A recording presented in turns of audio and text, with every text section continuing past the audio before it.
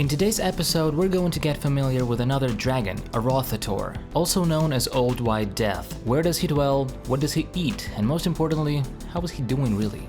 You're watching Loots and Dice, and I'm your bard, Volkert. Loots and Dice is now on Twitch, so if you want to see how awfully bad I am at Baldur's Gate 3, check out my channel, you will find the schedule there. If you don't want to miss any videos or streams, you should join the Loots and Dice in Discord server. Right now this is truly the core of the Loots and Dice community, where you can ask questions, have a good laugh, or even join an online gaming group, which is really convenient during these strange times. You can also support the channel on Patreon. Now is a really nice time to join because I've reached a little milestone and I will shortly start a little choose your own adventure text game with my patrons. You can find all the links under the video.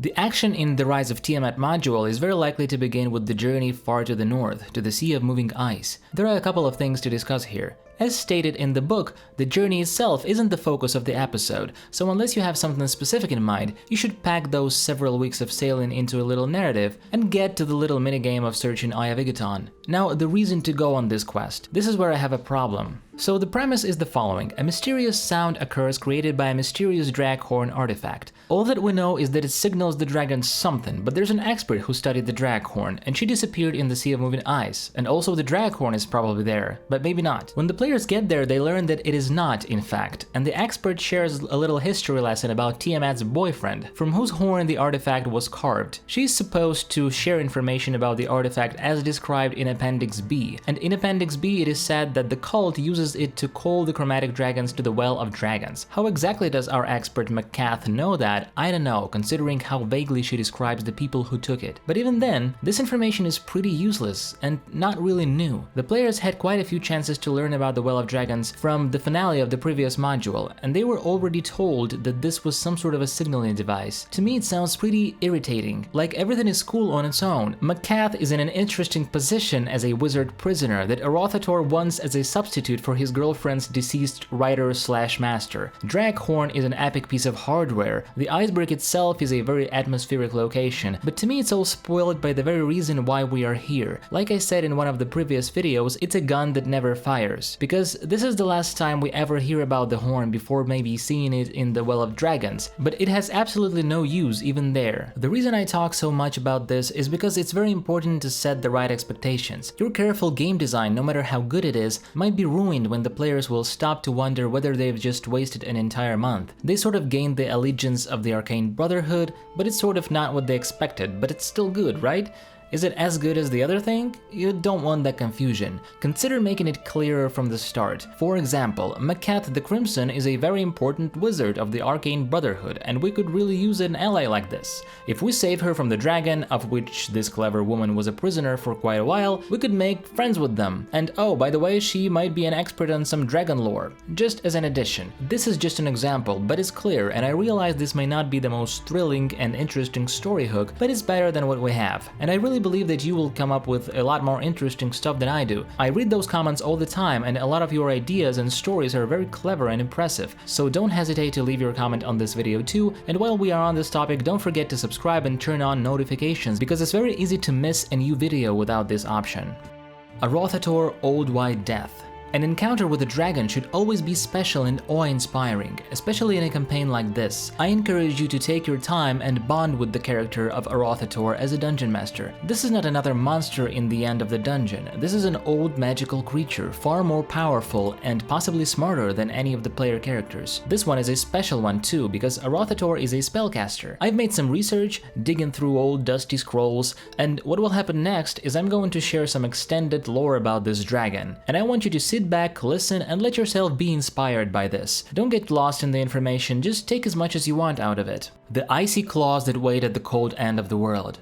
This old white dragon is famous for his great size and savagery. For almost a century, he has defended his dominion against many ambitious dragons, slaughtering over a score of his own offspring in the process. Old White Death, as the miners and foresters of the north know him, is clearly more intelligent than most white dragons. He uses traps and spells to hamper foes in battle and to strike intruding dragons from a superior position, rather than employing the more prevalent, rush headlong into revenge whatever the cost behavior of his kind. Arauthator is larger than most white dragons, but adept at silent gliding and stealthy movement. He has been known to cause rock falls and even to tear up and drop boulders, not just on the heads of intruding orcs or humans, but also to create barriers to seal up Arauthator and other large alpine beasts inside mountain valleys, so that he can dine upon them at leisure. Old White Death is known to patrol his domain tirelessly, keeping careful watch over even the most minor changes. He adjusts his own habits to avoid both the traps of his foes and the careless overfeeding that might lead to the disappearance of a species on which he likes to dine. Arauthator is far more cunning and patient than most white dragons. No one knows why Arauthator is this way, but it's clear that the old dragon uses the patience to anticipate and prepare for attacks from rival dragons, rising orc hordes, and the Ramoras who roam the endless ice sea. He also bides his time to develop new personal warning spells that alert him of approaching dragons and magic items. Arauthator is a skilled mimic and can speak the common tongue well enough to pose as a lost miner or injured prospector. He has long practice in concealing himself under snow. He has mastered the patience needed to remain still for days on end, perched on a mountainside or lying in the snow of a bowl-shaped mountain valley. Prey and foes often don't notice him until far too late. Arauthator's main lair lies in Lone Fang. It is a mountain that rises out of the endless ice sea several hundred miles due north of Mithril Hall. Intrepid adventurers report that it can be seen on the horizon by those who reach the frigid, wind-clawed northern faces of the spine of the World Mountains. The domain of Arauthator is pretty huge. At least by the time of 2nd edition, the lands under his control stretched roughly from the Cold Run to Ice Spires. For some reason, he doesn't bother the people of Icewind Dale, and even sort of protected it from other dragons who tried to settle there. The northern boundary of his domain is unknown to man.